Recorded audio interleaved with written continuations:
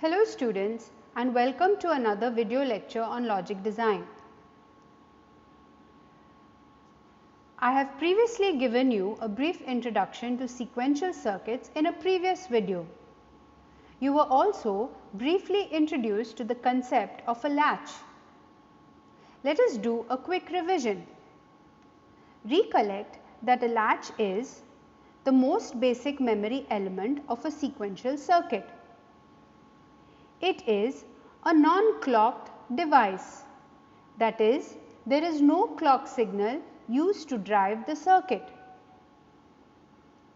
It is basically made up of an assembly of logic gates that are interconnected in such a way that they are capable of storing just one bit of data. Now, a very important thing to note here is that a logic gate by itself has no storage capacity, but when several logic gates are connected together in a certain way, they permit information to be stored. Latches are considered to be the most basic building block of most sequential circuits. It is made up of two states and it can remain in either one of these states for an indefinite amount of time. If you want the state of the latch to change, then you must trigger it or force it to change by using a proper triggering signal. It is also called as a binary memory device or one-bit memory or bistable device. Let us now study the first type of latch, that is the SR latch. It is one of the simplest types of latches. It is characterized by two outputs Q and Q bar or Q dash.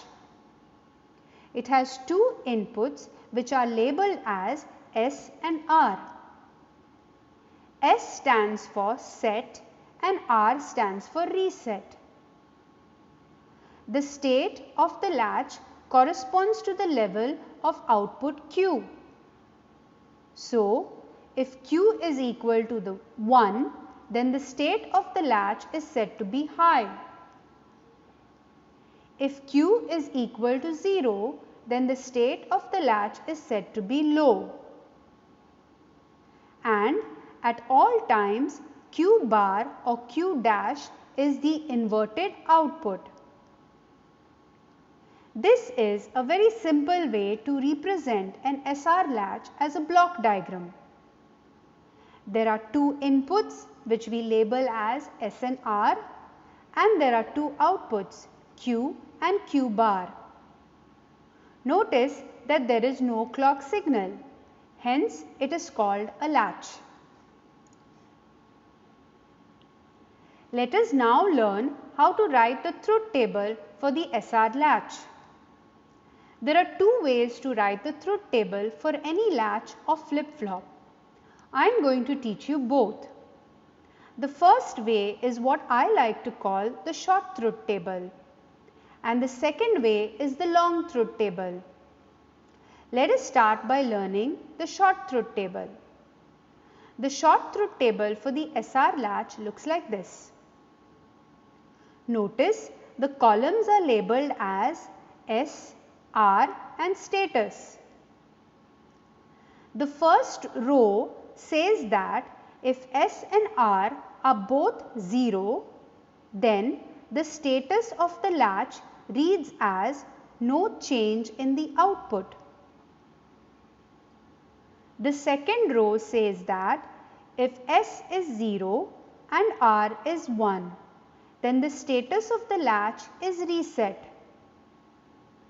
Remember here that reset state means the output of the latch is always 0. The third row says that if S is equal to 1 and R is equal to 0, then the status of the latch is set. Remember here that the set state means that the output is always 1.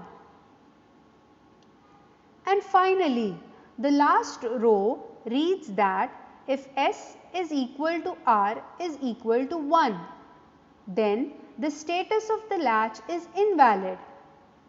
And by now you know that an invalid state will always be represented as a don't care.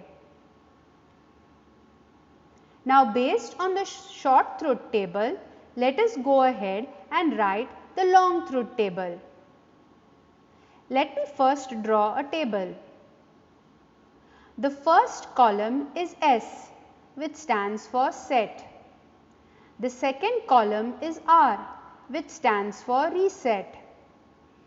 The third column is labeled as Qn. Now Qn is nothing but the state of the latch before giving any inputs to the circuit. In fact, you can call it as the previous output of the latch. The fourth column is labeled as Qn plus 1. Qn plus 1 is nothing but the state of the latch after giving inputs to the circuit, and you can call it as the new output of the latch. Now let us complete this truth table. If the previous output of the latch is 0 and we give new inputs S and R as both 0, then as per our small truth table, you know that there is supposed to be no change in the output. So the new output will remain 0, which indicates no change. Similarly, if the previous output of the latch is 1 and we give new inputs to the latch S and R as both 0, you still know that as per our small truth table, there is supposed to be no change in the output. So the new output will also remain as 1, which basically indicates no change. Now what if the previous output of the latch is 0 and we give new inputs to the circuit, S is equal to 0 and R is equal to 1.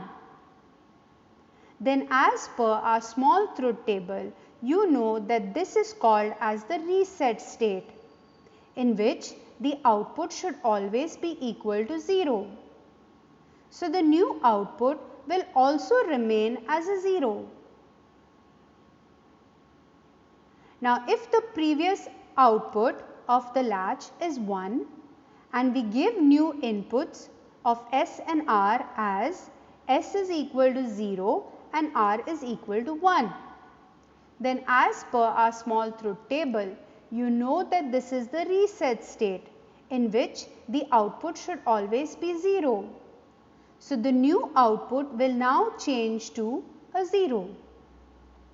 This is the reset state of the SR latch. Now imagine if the previous output of the latch is 0 and we give new inputs S is equal to 1 and R is equal to 0. Then as per our small truth table, you know that this is supposed to be the set state, in which the output should be 1. So here the new output is going to change to 1, which indicates the set state. Similarly, imagine if the previous output of the latch is 1 and we give new inputs S is equal to 1 and R is equal to 0. Then again, as per our small truth table, you know that this is the set state, in which the output is always 1. So here the new output will remain as 1. In this last case, imagine that the previous output of the latch is 0. But now we are giving inputs of S and R as S is equal to 1 and R is equal to 1. Then as per our small truth table, you know that this is supposed to be the invalid state, in which the output can be anything, that is 0 or 1, which we will represent as a don't care. So, the new output will be represented with an X or a don't care. In the same way, if the previous output of the latch is 1 and we give the inputs as S is equal to 1 and R is equal to 1, then as per our small truth table, you know that this is the invalid state. So, the new output will be represented with an X or a don't care. That's all for now. We still have to learn how to draw a circuit for the SR latch. We will see that in another video. Connect to the classroom for more videos and study material.